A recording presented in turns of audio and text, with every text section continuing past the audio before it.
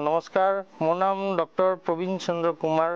মই হাম হস্পিটেলৰ এজন জ্যেষ্ঠ মেডিচিন বিভাগৰ চিকিৎসক। ইয়াতে প্ৰায় 15-20 বছৰ ধৰি কাম কৰি আছোঁ। বৰ্তমান কথা হ'ল মানুহৰ সমাজত বহুত জ্বৰৰ প্ৰাদুৰ্ভাৱ ঘটিছে বিভিন্ন কাৰণত। টাইফয়েড, ভাইৰেল ফিভাৰ, কিন্তু তাৰ ভিতৰত মষ্ট কমনলি হৈছে এতিয়া সাধাৰণভাৱে হৈ আছে ডেংগু ফিভাৰটো। এই ফিভাৰটোৱে বৰ্তমান সমাজত মানুহৰ মাজত বহুত জটিলতাৰ সৃষ্টি কৰিছে।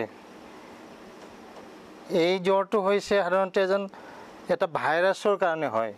ভাইৰাছটোৰ নাম হৈছে ডেংগু ভাইৰাছ, আৰু ই মানুহৰ শৰীৰত সোমাই এটা মহৰ কামোৰৰ কাৰণে। এটা অকণমান মহ, কিউলেক্স মহ, যাক আমি কিউলেক্স বুলি কওঁ, সেইটো মহে যেতিয়া আমাক কামোৰে তেতিয়া আমাৰ ডেংগু হোৱাৰ সম্ভাৱনা বহুত বাঢ়ি যায়। এইটো হৈছে ডেংগুৰ কাৰণ। এতিয়া কথা হ'ল আমি ডেংগু হোৱা বুলি কেনেকৈ গম পাম?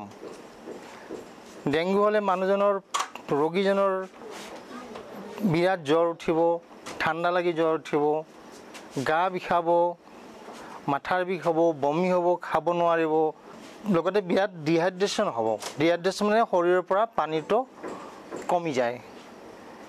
কিন্তু আটাইতকৈ বেছি ভয় লগাটো হৈছে যদিহে মানুহজনৰ শৰীৰত থকা প্লেটলেট নামৰ বস্তুটো কমি যায়। তেজত প্লেটলেট নামৰ আমাৰ এটা কণিকা থাকে, ৰক্ত কণিকা।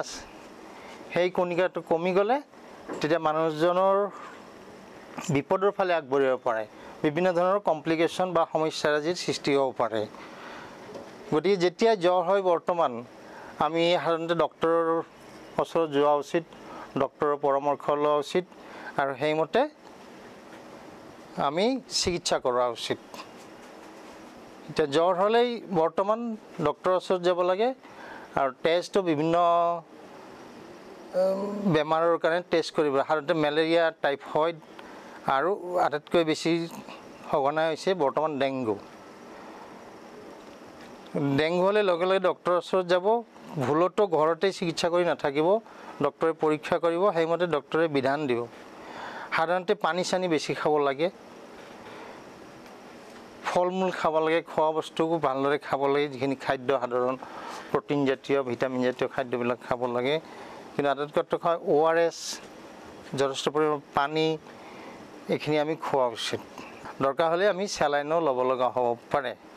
আৰু ইয়াৰ চিকিৎসা সাধাৰণতে সহজ চিকিৎসা, যদিহে বেলেগ কমপ্লিকেশ্যন নহয়। বা ডক্টৰে পেৰাচিটামল দিব, দৰকাৰ হ'লে কিছুমান ভিটামিন দিব, বা এণ্টিবায়'টিক সাধাৰণতে লগা নহয় যদিহেতু ডেংগু হয়। এতিয়া ডেংগুৰ পৰা আমি কেনেকৈ হাত সাৰিব পাৰোঁ? সাধাৰণতে আমি কিছুমান সহজ ব্যৱস্থা লৈ পেলাই ডেংগু ফিভাৰৰ পৰা হাত সাৰিব পাৰোঁ। তাৰমানে ইয়াক প্ৰতিৰোধ কৰিব পাৰোঁ। যিহেতু ডেংগু ফিভাৰটো আপোনাৰ মহৰ কামোৰৰ কাৰণে হয়, গতিকে আমি মহৰ কামৰ পৰা বাচি থাকিবলৈ বিভিন্ন ধৰণৰ উপায় ল'ব পাৰোঁ। যেনেকৈ গধূলি হ'লে দীঘল শ্লীভৰ লং পেণ্ট বা দীঘল শ্লীভৰ কাপোৰ পিন্ধিব লাগে, যাতে গোটেই প্ৰায় শৰীৰটো ঢাক খাই থাকে। বা আমি কিছুমান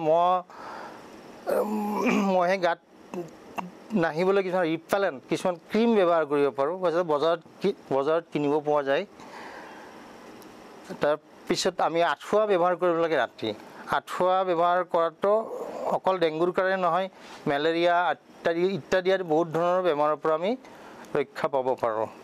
যিটো মহৰ কথা কৈছিলোঁ ডেংগু ফিভাৰৰ কৰে, সেইটো মহৰ নাম কিউলেক্স। সেইটো সাধাৰণতে আমাৰ ঘৰৰ ওচৰে পাঁজৰে যিবিলাক ঠাইত পানী জমা হৈ থাকে, ধৰক নাৰিকলৰ টেমা বা যিকোনো পাত্ৰ বা নলা নৰ্দমাত পানী জমা হৈ থাকিলে তাতে মহে কণী পাৰে। সেই কণীৰ পৰা মহৰ সৃষ্টি হয়, কিউলেক্স মহৰ, আৰু আমাৰ সেইবিলাকে ঘৰত সোমাই আমাক কামোৰে।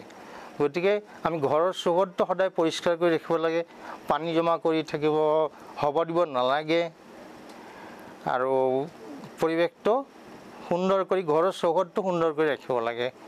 এইখিনি কৰিলে আমি বহু পৰিমাণে কিউলেক্স মহৰ কামোৰণিৰ পৰা ৰক্ষা পৰিব পাৰিম।